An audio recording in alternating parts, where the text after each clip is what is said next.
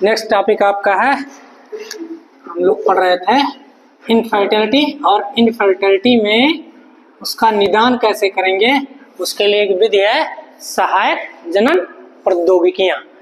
ठीक है ना। तो वे तकनीक जिसकी सहायता से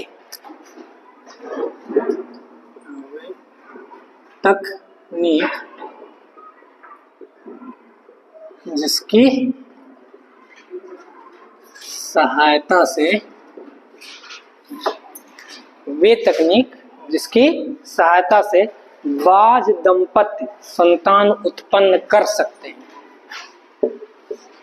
बाज दंपत्ति संतान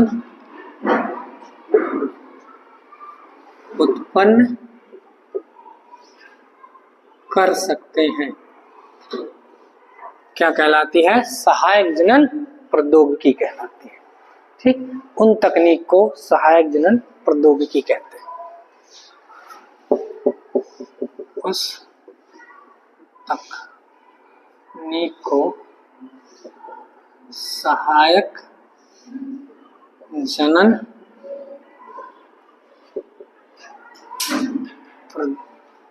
प्रौद्योगिकी कहा जाता है। उसमें पहला है पात्र निषेचन। ठीक है ना। पात्र निषेचन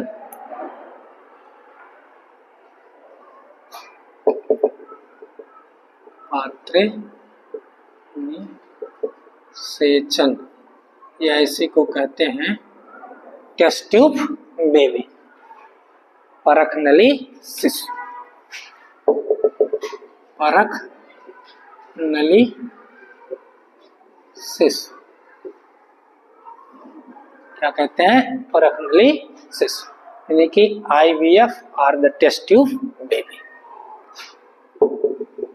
IVF और टेस्ट ट्यूब बेबी। क्लियर? तो इन विट्रो निषेचन अर्थात शरीर के बाहर निषेचन, इसी को हम कहते हैं in vitro. In vitro fertilisation. In vitro fertilisation क्या होता है? वह निषेचन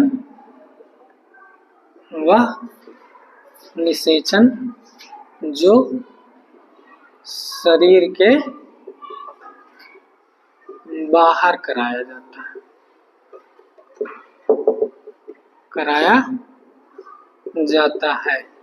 क्या कहलाता है? इन विट्रो कहलाता है। क्या कहलाएगा? In vitro. ऐसे निषेचन जो शरीर के बाहर कराए जाते हैं। तो भ्रूण का इन विट्रो विकास, भ्रूण का इन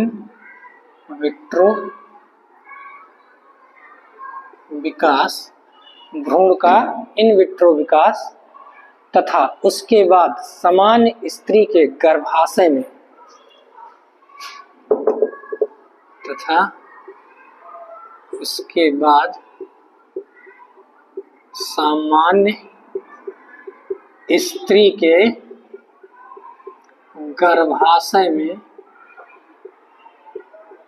सामान्य स्त्री के गर्भाशय में भ्रूण के स्थानांतरण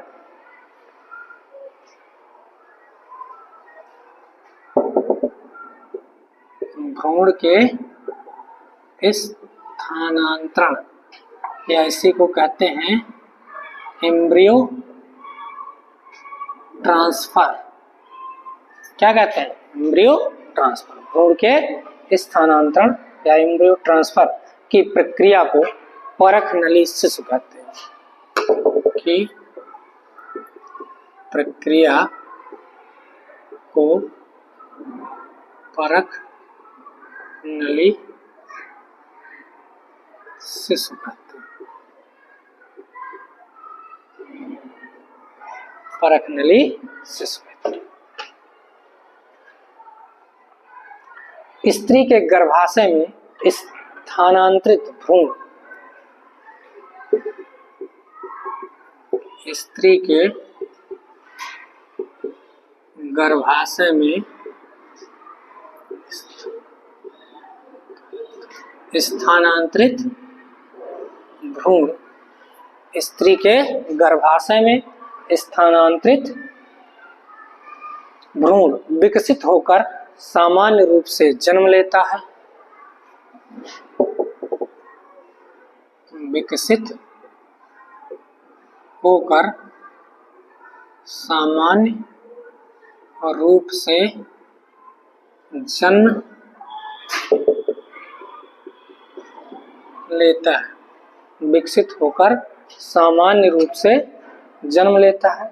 वह परख नली शिशु यानी कि टेस्ट ट्यूब बेबी कहलाता है। वह परख नली शिशु कोष्ठक में टेस्ट ट्यूब बेबी कहलाता है। टेस्ट ट्यूब बेबी कहलाता है। इस तकनीक का प्रयोग ऐसी स्त्री में किया जाता है। इस तकनीक का प्रयोग ऐसी स्त्री में किया जाता है। इस तकनीक का प्रयोग ऐसी स्त्रियों में किया जाता है जिनकी अंडवाहिनियां विकृत होती हैं, जिनकी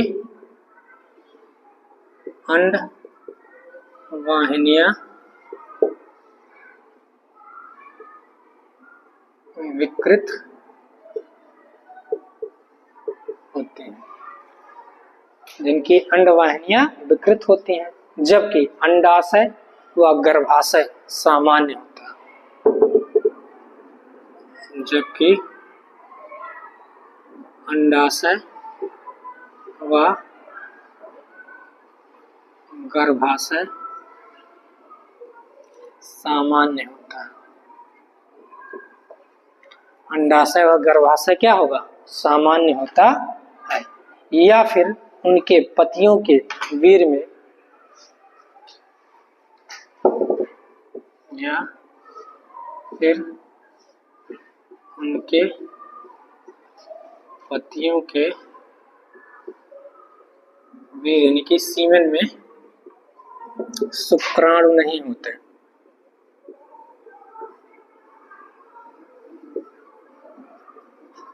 शुक्राणु नहीं होते।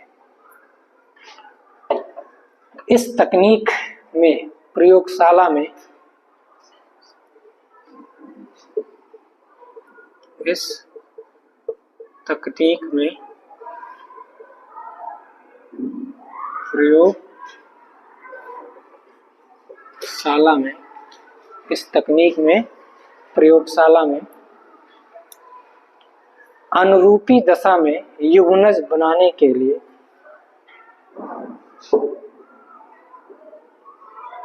अनुरूपी दशा में युग्मनज बनाने के लिए अनुरूपी दशा में युग्मनज बनाने के लिए प्रेरित किया जाता है।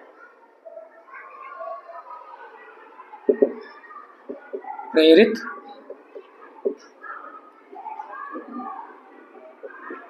किया जाता है। प्रेरित किया जाता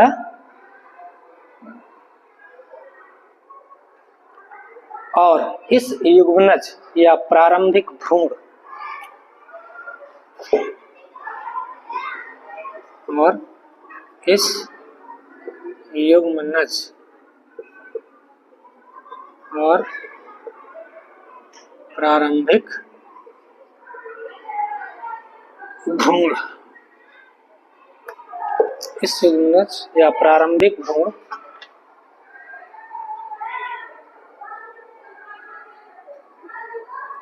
जो कि 8 ब्लास्टोमियर तक का है, जो कि 8 ब्लास्टोमियर तक का है, 8 ब्लास्टोमियर तक का है, को फ्लैपियन नलिका में स्थानांतरित किया जाता है, को फ्लैपियन नलिका में स्थानांतरित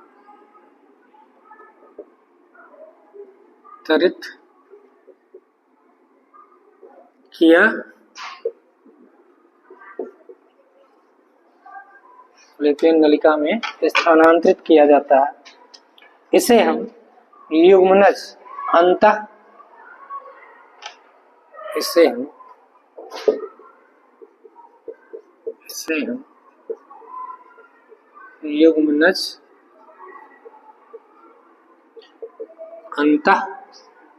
हम युग्मनज अंतः डिंबवाहिनी स्थानांतरण यानी कि ZIFT डिंब वाहिनी स्थानांतरण कोष्टक में ZIFT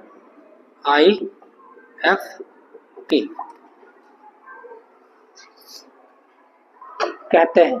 और जो भ्रूण कहते हैं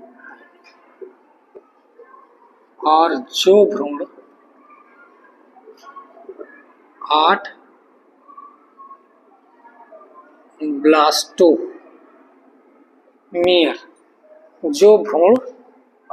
ब्लास्टोमियर से अधिक के अवस्था में आ जाती है, 8 ब्लास्टोमियर से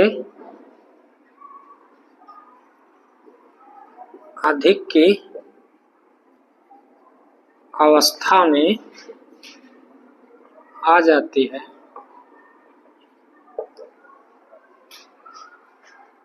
अधिक की अवस्था में आ जाती है, उसे परिवर्धन हेतु गर्भाशय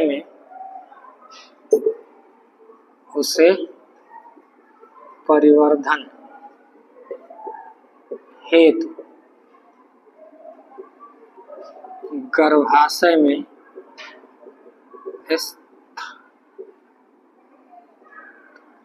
स्थानांतरित किया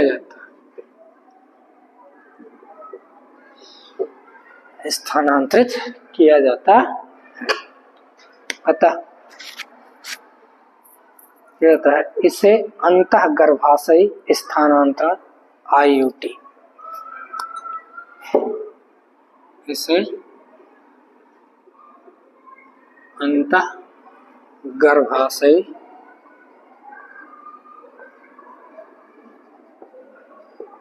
स्थानांतरण IUT इंट्रायूट्रिन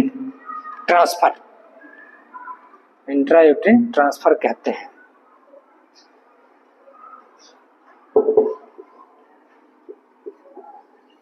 क्लियर? तो यह आपका है सहायक जनन प्रौद्योगिकी विधियां।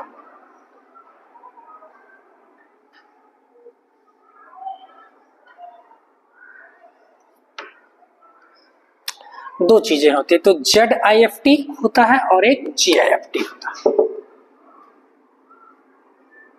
ZIFT एक होता है GIFT। जरा देखिएगा, कह रहा है कि सहायक प्रौद्योगिकियां, ठीक है, तो वे तकनीकी यानी कि वह मेथड जिसकी सहायता से जो क्या है फर्टाइल कपल्स है, जो बाज दंपति हैं, ठीक, तो बाज दंपति क्या कर सके, संतान उत्पन्न कर सकते हैं, उस तकनीक को क्या कहा जाता है, सहायक जनन प्रौद्योगिकियां कहा जाता है।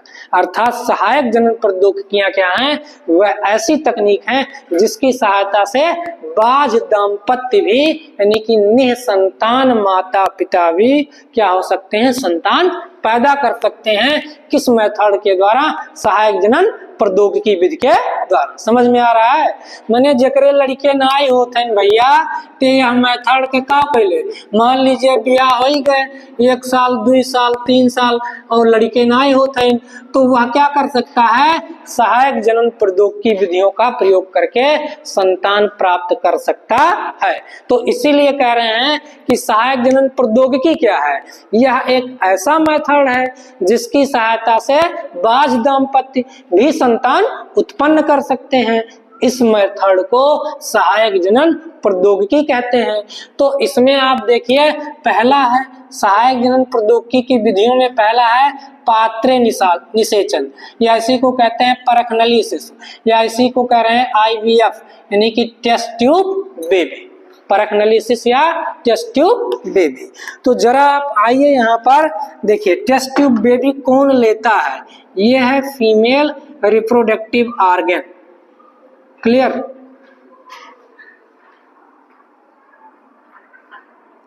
ये आपका है फीमेल रिप्रोडक्टिव ऑर्गन, क्लियर। ये है ओवरी। मान लीजिए कोई फीमेल ऐसी है जिसके ओवरी से क्या हो रहा है, ओवल्यूशन की प्रक्रिया में दिक्कत आ रही है, कह रहा है कि वह निषेचन। सबसे पहले तो जानिए कि क्या है कि जो आपका इन विट्रो फर्टिलाइजेशन क्या होता है, तो वह निषेचन, ये आपका है IVF इन विट्रो फर्टिलाइजेशन, तो वह निषेचन जो शरीर के बाहर कराया जाता है उसी को हम क्या कहते हैं, इन विट्रो फर्टिलाइजेशन कहते हैं, ठीक। तो भ्रूण का विट्रो विकास तथा उसके बाद सामान्य स्त्री के गर्भाशय में भ्रूण के स्थानांतरण यानी कि एम्ब्रियो ट्रांसफर की प्रक्रिया को परख एनालिसिस कहते हैं। बात समझ रहे हैं। तो कह रहा है कि क्या होगा, इस तकनीक का प्रयोग ऐसी स्त्री में किया जाता है जिसकी अंडवाहिनी क्या हो, विकृत हो, जबकि अंडाशय व गर्भाशय क्या हो, सामान्य हो। मान लीजिए कि इस फीमेल का यह क्या है, अंडवाहिनी है। अगर यह अंडवाहिनी विकृत है तो इसमें क्या होगा, इसमें जो आपका ओवल्यूशन की प्रक्रिया से एग बन के जाएगा, तो यह विकृत है तो यहाँ निषेचन की प्रक्रिया नहीं हो पाएगी। तो अगर कोई ऐसी फीमेल है कि जिसका अंडाशय ठीक है, मतलब ठीक से काम कर रहा है, गर्भाशय ये क्या है, ये गर्भाशय है, यह भी ठीक से काम कर रहा है, लेकिन यह जो फैलोपियन ट्यूब है इसमें क्या है, विकृत है, मतलब यह ठीक से काम नहीं कर रहा है। तो ऐसी फीमेल जो है वह परख एनालिसिस ले सकती है। कैसे परख एनालिसिस, यह जो क्या है, एग है, इस ओवरी से एग को बाहर निकाला जाएगा और उसके पति का स्पर्म लिया जाएगा और बाहर ही इसका लैब में, प्रयोगशाला में इसका लैब में फर्टिलाइजेशन कर दिया जाएगा। अब जब फर्टिलाइजेशन हो गया तो क्या बना, जाइगोट। जाइगोट के बाद क्या होगा, जाइगोट के बाद विदलन की प्रक्रिया शुरू हो जाएगी। यही तो होता है, विदलन की प्रक्रिया होगी तो 1 से 2, 2 से क्या होगा 4, 4 से क्या होगा 8, 8 से क्या होगा 16। तो अगर यह 8 की कंडीशन यानी कि यहाँ पर क्या होंगे, 1 से 2 कोरखंड, कोरखंड का मतलब ब्लास्टोमियर।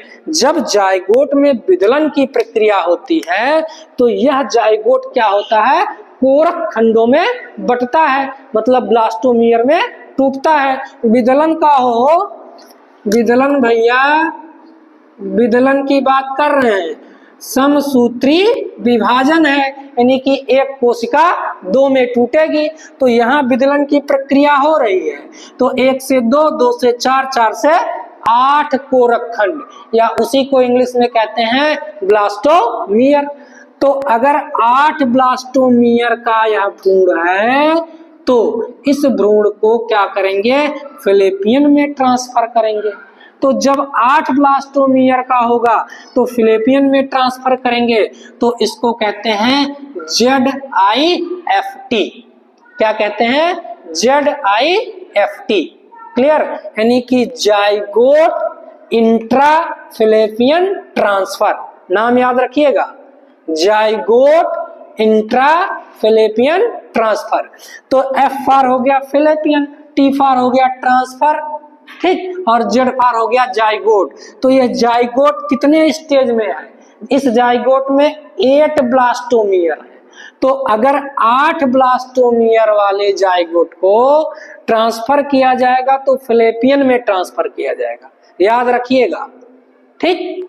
ये क्या है, मारुला है ना, 8 से 16 क्या होती है, मारुला होती है। जब 8 से 16 के स्टेज में आता है कौन, ब्लास्टोमियर कोरकखंड, तो उसको मारुला कहा जाता है।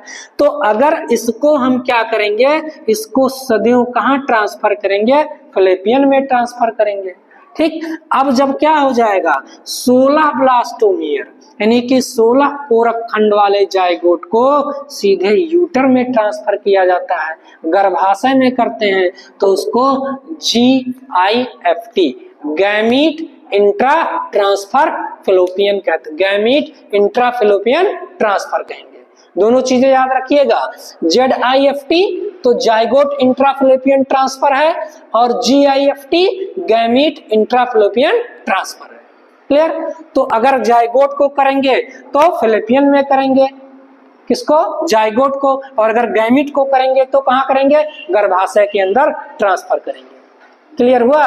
तो कह रहा है यदि किसी स्त्री के फिलिपियन में कोई विकृत है, उसका अंडाशय और गर्भाशय दोनों समान है, तो उसे परखनली शिशु के लिए एडवाइस किया जाता है।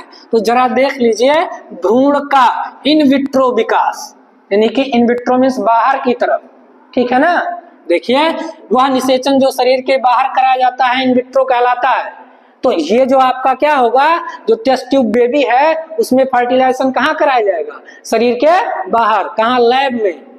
माता और पिता, माता से अंडाणु और पिता से शुक्राणु, तो यह ले करके और लैब में फर्टिलाइजेशन कराएंगे तो क्या बनाएगा, जाइगोट।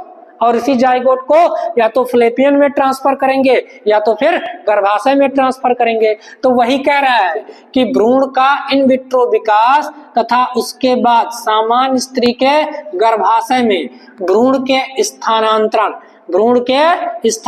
यानी कि एम्ब्रियो ट्रांसफर की प्रक्रिया को परखनली शिशु कहते हैं। मतलब भ्रूण का इन विट्रो विकास मतलब बाहर विकास भ्रूण का, तो जब बाहर विकास हो जाएगा तो उसके बाद सामान्य स्त्री के गर्भाशय में भ्रूण को ट्रांसफर कर दिया जाएगा। तो यह प्रक्रिया क्या कहलाती है, यह कहलाती है परखनली शिशु। Clear to all. तो इसे परखनली शिशु कहते हैं। स्त्री के गर्भाशय में स्थानांतरित भ्रूण विकसित होकर सामान्य रूप से जन्म लेता है। तो जब ये गर्भाशय में क्या हो जाएगा, पहुंच जाएगा, तो वहां पर क्या होगा, विकसित होगा, डेवलप होगा। और आप जानते हैं कि जेस्टेशन पीरियड कितना होता है, 9.5 मंथ का होता है। क्लियर। उसके बाद जब डेवलप होगा तो वह नॉर्मली विकसित होकर के जन्म ले लेता है। वह परखनली शिशु यानी कि टेस्ट ट्यूब बेबी कहलाता है। इस तकनीक का प्रयोग ऐसी स्त्रियों में किया जाता है, यानी टेस्ट ट्यूब बेबी का प्रयोग ऐसी फीमेल में किया जाएगा जिनकी अंडवाहिनी विकृत होती है, जबकि अंडाशय और गर्भाशय दोनों समान होता है। यानी अंडाशय से ओवल्यूशन हो रहा है, गर्भाशय में किसी प्रकार की कोई विकृतियां नहीं है। जो विकृतियां हैं वो फैलोपियन ट्यूब में है, ठीक है। या फिर उनके पतियों के वीर्य में शुक्राणु नहीं होते हैं। ऐसी स्त्री जिनके हस्बैंड के का जो सीमन है उसमें स्पर्म ही नहीं है, तो जब स्पर्म नहीं है तो क्या किया जाएगा, फर्टिलाइजेशन बाहर किया जाएगा। समझ रहे हैं ना। और बाहर करके जो भ्रूण बनेगा उसे या तो फिलिपियन में ट्रांसफर करेंगे और या तो गर्भाशय में ट्रांसफर करेंगे। क्लियर। तो कह रहा है कि शुक्राणु ही नहीं होते। इस तकनीक में प्रयोगशाला में अनुरूपी दशा में युग्मनज बनाने के लिए प्रेरित किया जाता है। यानी कि अनुरूपी दशा में यहाँ पर क्या करेंगे, प्रयोगशाला में जाइगोट का फॉर्मेशन कर देंगे और उसी जाइगोट को या तो यहाँ यानी कि कहाँ फैलोपियन ट्यूब में और या तो कहाँ भैया गर्भाशय में पहुंचाते हैं। ठीक, और इस युग्मनज और प्रारंभिक भ्रूण जो कि 8 ब्लास्टोमियर तक का है को फैलोपियन नलिका में स्थानांतरित किया जाता है। हमने आपसे कहा ना कि जब ब्लास्टोमियर क्या होगा, मान लीजिए या जो ब्लास्टोमियर बन रहा है 2 से 4, 4 से 8, 8 से 16, तो 8 वाला जो क्या है ब्लास्टोमियर यानी कि वह जाइगोट जो 8 कोरक खंडों का बना है, कोरक खंड माने ब्लास्टोमियर, उसको कहाँ ट्रांसफर करेंगे, उसको ट्रांसफर करेंगे फैलोपियन ट्यूब में। तो इस प्रकार के ट्रांसफर को कहेंगे ZIFT, जाइगोट इंट्राफैलोपियन ट्रांसफर। क्लियर? ठीक, तो कह रहा है को फैलोपियन नलिका में स्थानांतरित किया था, इसे हम युग्मनज अंतः डिंबवाहिनी स्थानांतरण यानी कि ZIFT कहते हैं। जो भ्रूण, अगर भ्रूण 8 ब्लास्टोमियर से अधिक अवस्था में आ जाता है तो उसे परिवर्धन हेतु गर्भाशय में स्थानांतरित कर दिया जाता है। तो 8 से अधिक ब्लास्टोमियर वाले जाइगोट को डायरेक्टली यूटर में ट्रांसफर किया जाएगा, 8 तक के ब्लास्टोमियर वाले जाइगोट को कहां पर, फैलोपियन ट्यूब में ट्रांसफर किया जाता है। तो एक को कहेंगे, जब 8 वाले को ट्रांसफर करेंगे ZIFT और 8 से अधिक वाले को ट्रांसफर करेंगे तो GIFT कहलाता है। ठीक, अतः इसे गर्भाशय स्थानांतरण या इसी को कहते हैं IUT, इंट्रा यूट्रिन ट्रांसफर। क्या कहते हैं, इंट्रा यूट्रिन ट्रांसफर। क्लियर हुआ? यानी कि ये जो है आपका हो गया परख नली शिशु। ठीक, हम पढ़ रहे थे सहायक जनन प्रौद्योगिकी की पहली विधि है पात्रे निषेचन, या उसी को कहते हैं परख नली शिशु, या उसी को कहते हैं IVF यानी कि test tube baby.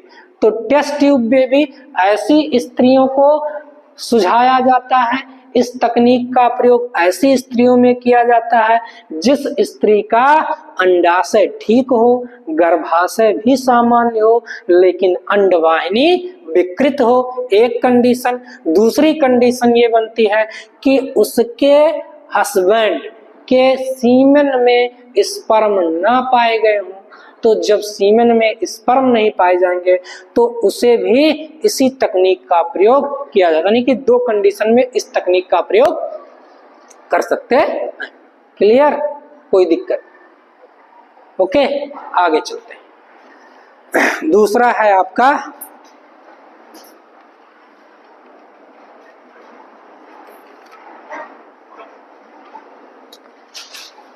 In vivo fertilisation.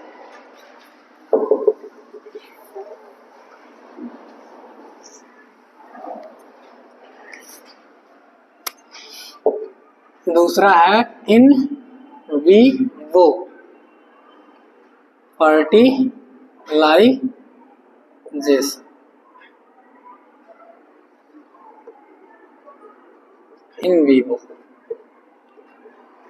In vivo fertilisation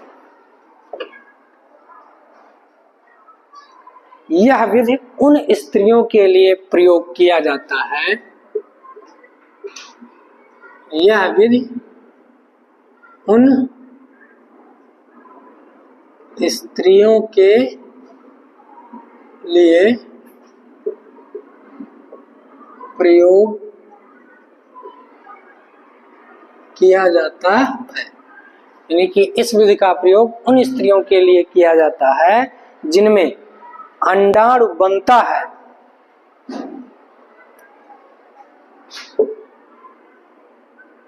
जिनमें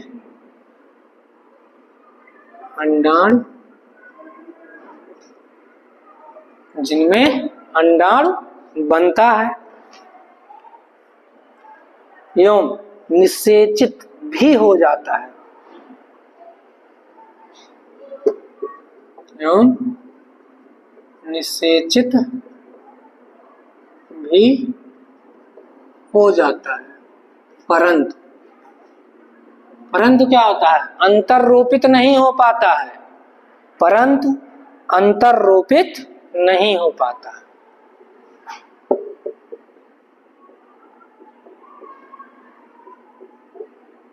नहीं हो पाता, परंतु अंतररोपित नहीं हो पाता। इस तकनीक में उन स्त्रियों से निषेचित अंडे लेकर इस तकनीक में उन स्त्रियों से निषेचित अंडे लेकर इस तकनीक में उन स्त्रियों से निषेचित अंडे लेकर उसे किसी अन्य स्त्री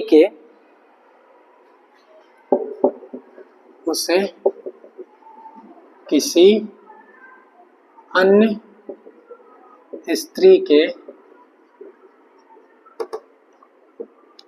गर्भाशय, उसे किसी अन्य स्त्री के गर्भ में अंतररोपित कर दिया जाता है।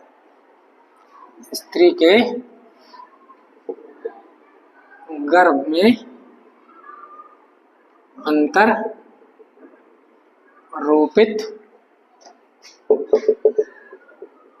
कर दिया जाता है। क्लियर? देख लीजिए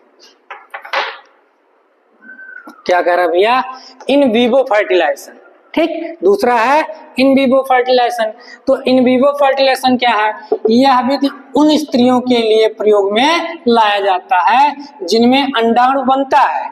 देखिए यहाँ पर क्या है, अंडाणु का फॉर्मेशन हो रहा है, एवं कह रहा है अंडाणु भी बनता हो और अंडाणु निषेचित भी हो जाता है, परंतु अंतररोपित नहीं हो पाता है।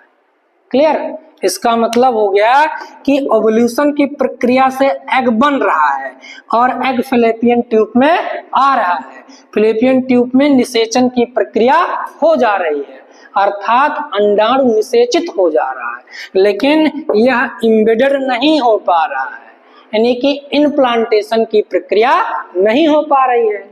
तब क्या करेंगे, इस प्रयोग में हम क्या करते हैं कि इस निषेचित अंडे को निकाल लेते हैं।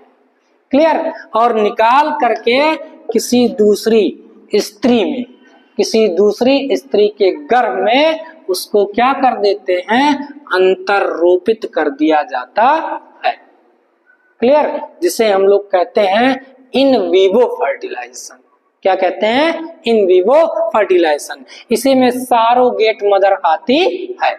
तो यह इन विवो किसमें कराया जाएगा, उसमें कराया जाएगा उस फीमेल में जिस फीमेल में गर्भाशय में क्या होगा, अंतररोपण की प्रक्रिया नहीं होगी। ठीक, यानी कि एग तो बाहर निकला ओवल्यूशन से, फैलोपियन ट्यूब में गया, शुक्राणु वहां आया, निषेचनो कैले, निषेचित भी हो गया, लेकिन निषेचन के बाद क्या होगा, अंतररोपण की प्रक्रिया होगी। यही तो होता है कि जाइगोट बना, जाइगोट में विदलन हुआ और आकर के ये क्या हो गया, जो ब्लास्टोसिस्ट होगा, ब्लास्टोसिस्ट का जो ट्रोफोब्लास्ट होगा वो क्या होगा, जो गर्भाशय की क्या है, अंतः लेयर है, उससे आकर के उसी में क्या होता है, इम्बेडेड होता है, अंतररोपित होता है।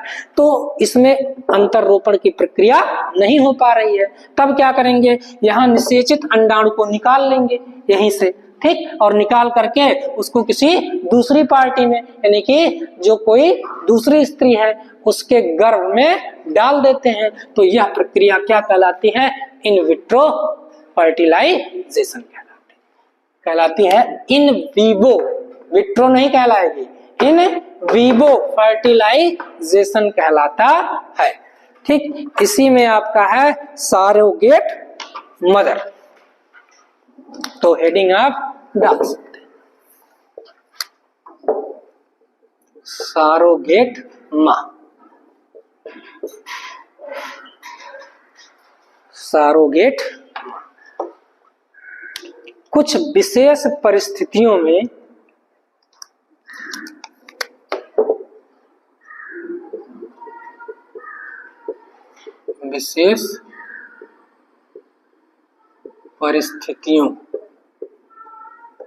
कुछ विशेष परिस्थितियों में इन विट्रो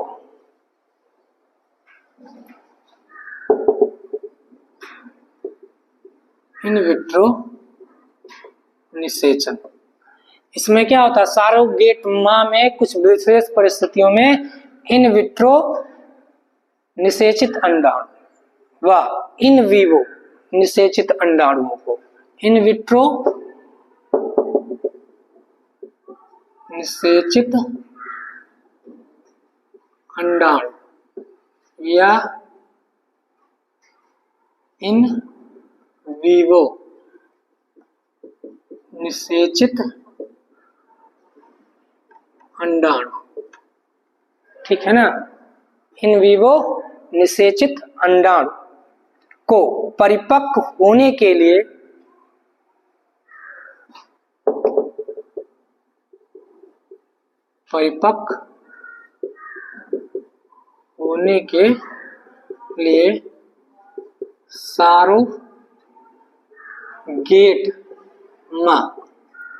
सरोगेट मां का उपयोग किया जाता है। सरोगेट मां का उपयोग किया जाता है। सरोगेट मां का उपयोग किया जाता है। कुछ स्त्रियों में अंडाणुओं का निषेचन तो सामान्य रूप से होता है। कुछ स्त्रियों में अंडाणुओं का निषेचन तो सामान्य रूप से होता है। कुछ स्त्रियों में अंडाणुओं का निषेचन तो सामान्य रूप से होता है। अंडाणु बनता है परंतु कुछ विकारों के कारण अंडाणु बनता है परंतु कुछ विकारों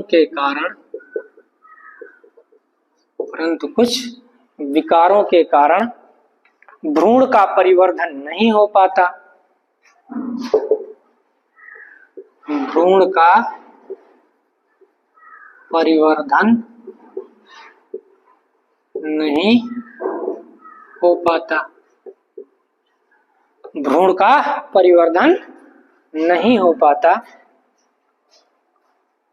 ऐसी स्थिति में स्त्री के अंडाणु ऐसी दशा में स्त्री के अंडाणु तथा उसके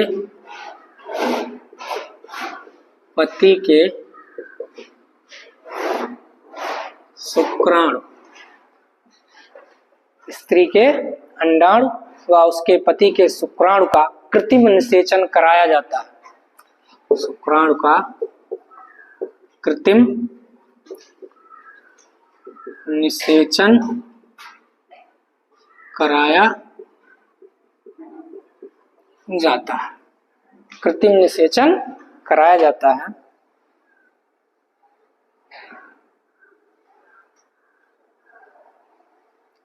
तथा भ्रूण को 32 कोशिकीय अवस्था में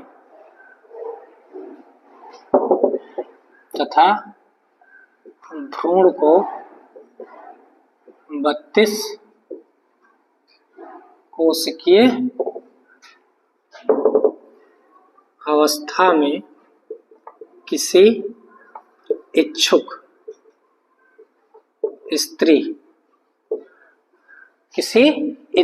स्त्री के गर्भाशय में रोपित कर दिया जाता है।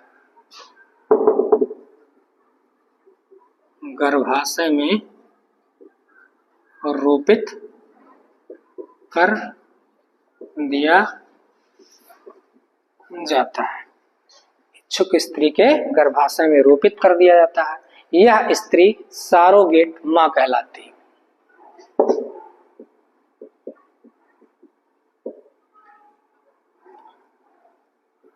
सरोगेट मां कहलाती है।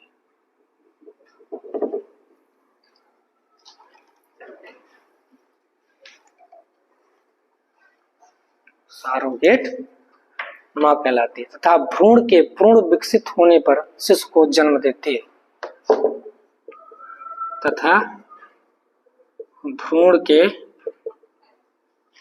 पूर्ण विकसित होने पर शिशु को जन्म देती, शिशु को जन्म देती।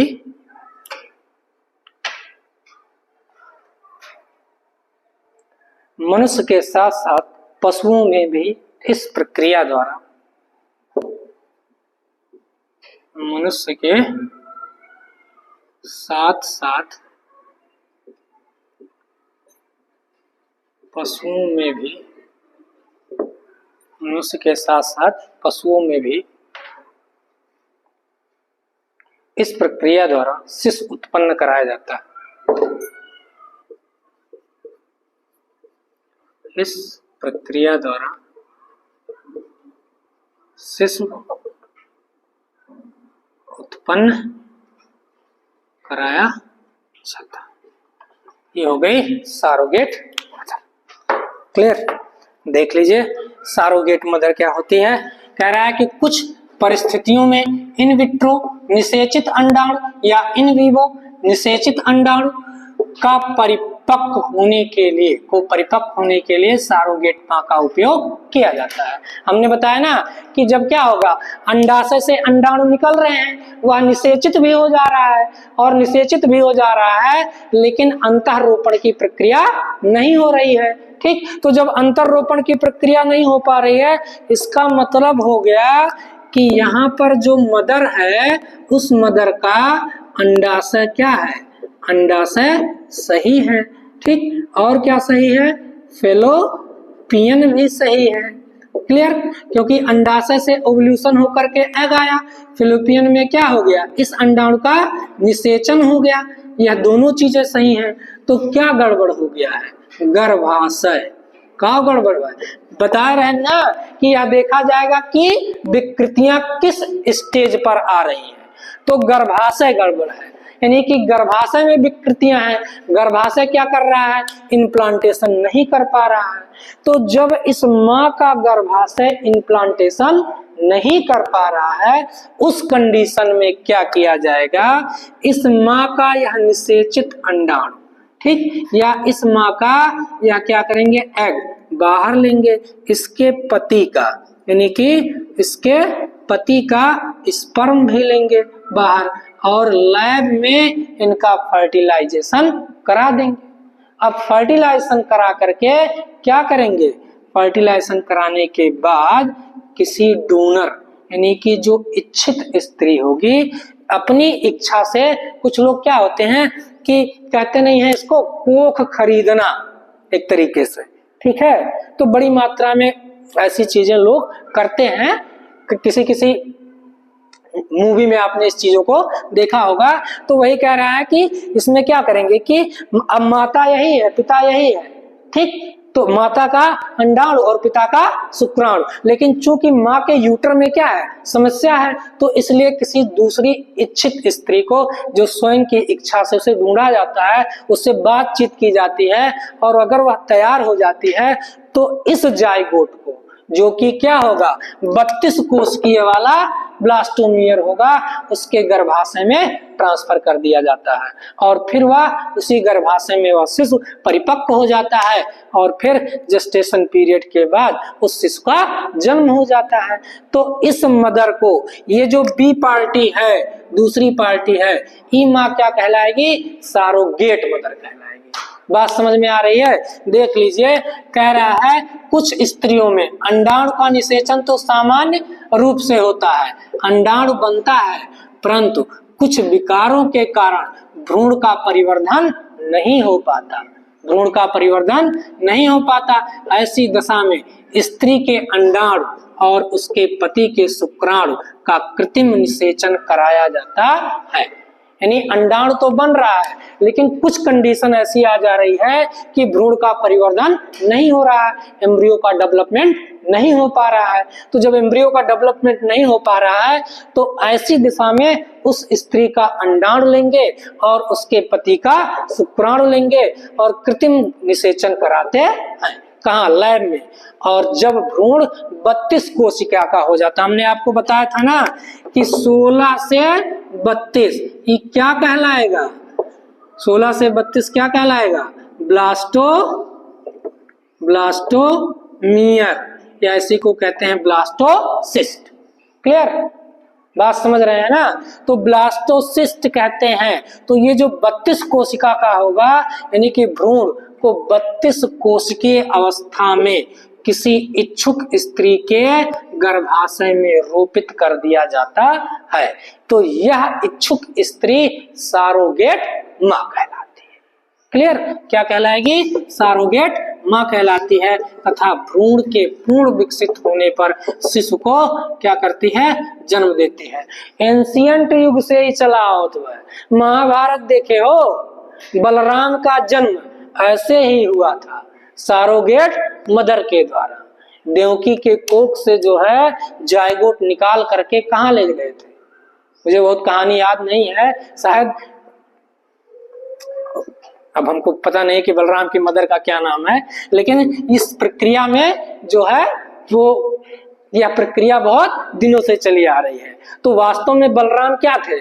बलराम तो देवकी के ही संतान थे ना, कृष्ण बलराम दोनों सगे भाई थे।